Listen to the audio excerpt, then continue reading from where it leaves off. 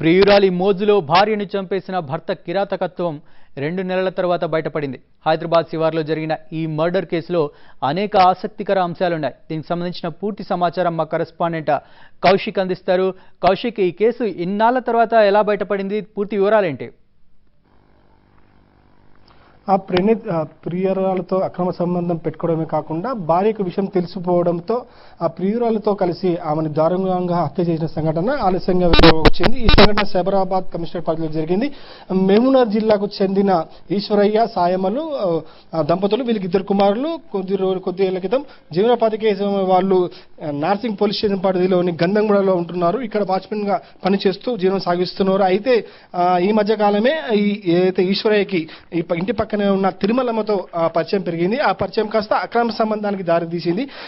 ఈ విషయం సాయమ్మకి తెలవడంతో ఆమె చాలా సార్లు ఈశ్వరయ్యను మందలించింది. ఇలా చేస్తే బాగుండదు, పోలీస్ స్టేషన్ కంప్లైంట్ చేస్తాను, పెద్దవాళ్ళకి చెప్తానని చెప్పి కూడా చాలా సార్లు భర్తను మందలించడం జరిగింది. అయితే ఈ విషయం బాగా తెలిసిపోవడంతో ఆమెను అడ్డు తొలగించుకోవాలని భర్త ఈశ్వరయ్యతో పాటు తిరుమలమ్మ కలిసి 2 నెలల క్రితం ఇక్కడ చూస్తే తెలుస్తుంది, ఇదే గుంతలో మనకు విజువల్స్ కనబడుతున్నాయి, ఇదే గుంతలో ఆమెను దారుణంగా గొంతు పిసికి చంపి ప్రియురాలతో పాటు భర్త ఆమెకి పూడ్చిపెట్టి ఇక్కడి నుంచి వెళ్ళిపోయారు. అయితే ఆ 2 నెలలైనా కూడా తమ కూతురు ఇంటికి రాకపోవడంతో సాయమ్మ తల్లిదండ్రులు ఇతనికి వచ్చి అడగడం జరిగింది. ఏంటి ఎక్కడ ఉన్నారు, నా కూతురు ఎక్కడ అంటే, లేదు నాకేం తెలియదు అని చెప్పి పరాడీలో ఉన్నాడు.